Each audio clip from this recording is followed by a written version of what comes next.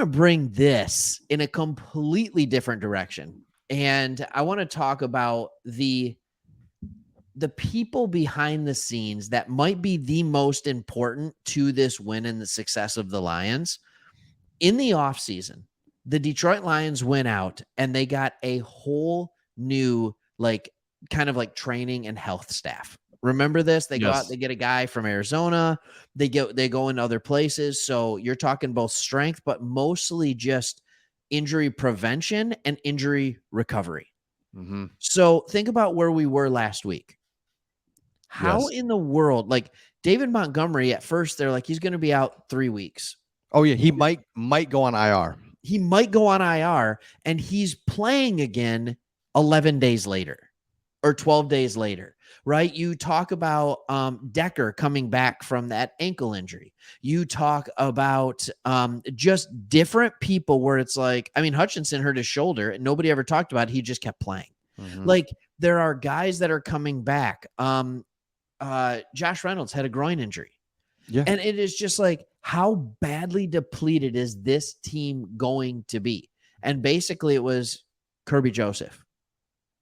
Yeah. And then even little things like Branch goes out and he ends up coming back in the game, re-hurting himself. I'm really glad it's a long week. Hopefully he'll be all right for next weekend.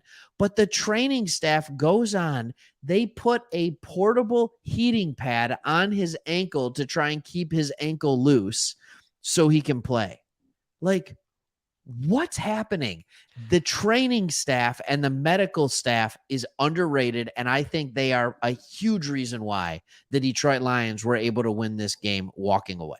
Yeah, and you see it in the comments where we're just like, hey, I've never been to a point where I've really cared so much about the injuries. And the reason is because it's clear we've got talent, we've got this, and we got to avoid the catastrophic injuries. But you nailed it. The Montgomery injury was like, he's gone. Weeks, he's going to be gone. And the next week, he's out 1 week, and then he's back carrying the ball 30 times. Decker's in there going toe-to-toe with Rashawn Gary. Yep. That is who was playing out of his mind, by the way. What the heck? Gary. Yeah, Rashawn Gary. Can't stand that guy. But I can't stand. I just can't. So I love that, and I love that topic, and I think it's so true. And it's like, dude, let's go. We've got it. We have it all. Like, without drinking the Kool-Aid, fully Kool-Aid, and it's beyond that now. There's not a weakness on this team, a glaring weakness anymore. And any area that you can possibly think, there's just not. Yeah. The only way is if Brian Branch had actually torn his Achilles, which I thought he did. Yeah. Like, when you look at it, it was when he planted off the right foot and then he dropped down. And I'm like, it's a torn Achilles, it's a strained calf. Apparently it was an ankle, right? So, like, because they taped up the ankle and they did the x-ray. So clearly everything's intact.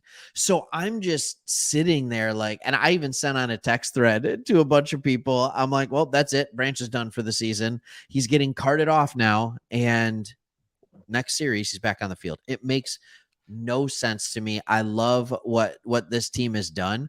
And I think last year, here's the biggest difference with this team overcoming injuries. We're going to keep talking about the injury thing, and we're going to talk about it. Last year, we started, was it 2-6, right? And we had all those injuries in the beginning of the year. And this year, we have all the same injuries in the beginning of the year.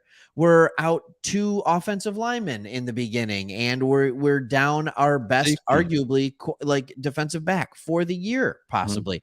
All these things are happening, and we're 3-1. Yep. The depth, the talent, and I can't stop talking about it. In just to, not to fully change the subject, but I'm just thinking of something that I want to talk about. I know we'll go back to the injuries.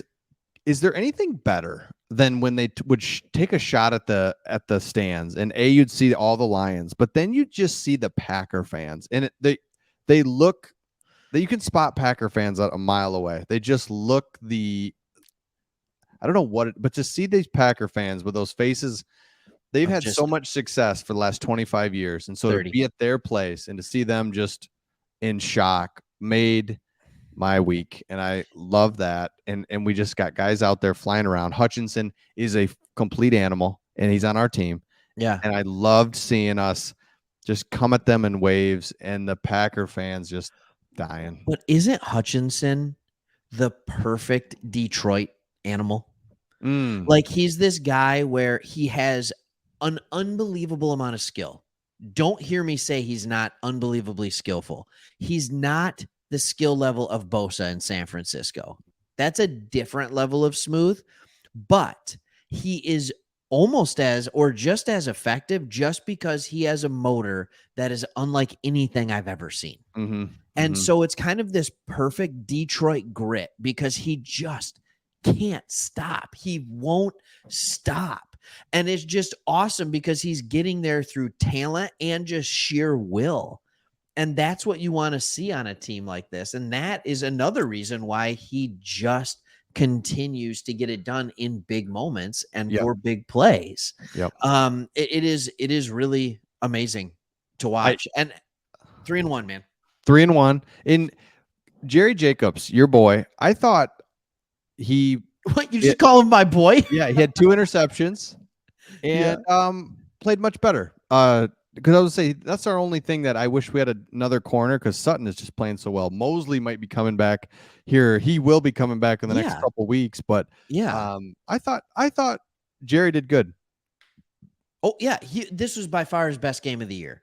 Okay. And I think this is a little bit closer to kind of what he is. And I also think, I know this sounds weird. Some players just play better on grass. I think he's one of them. Yeah. I think grass kind of neutralizes speed just a little bit. And I think Jerry Jacobs' biggest issue is, and the reason he wasn't drafted, is he's not quite as twitched up. No.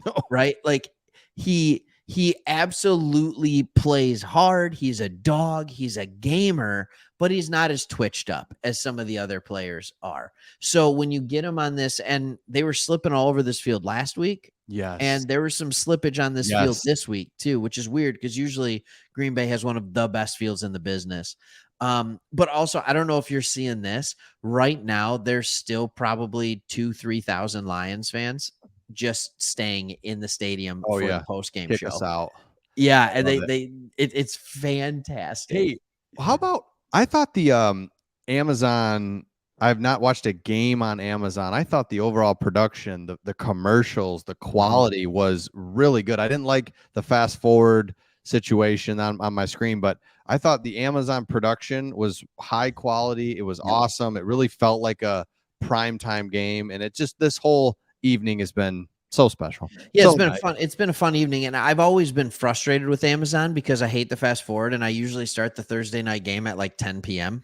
Okay. But, it was awesome watching it live. Now, I got to see the pregame from like 7 to 7:30, and then I had a bet with my daughter that if she could get her homework done in under 45 minutes, I told her I'd play Minecraft with her. It's about the only way she can get me to play Minecraft. So, because I'll play Mario for days, right? But like getting me to play Minecraft, that was tough. So I didn't get to watch the 7:30 to 8 o'clock pregame because I was that. But I thought, you're right. I thought they did a fantastic job. What was his name? The left tackle for the Rams. That's one of the anchors on the cover. He's bald.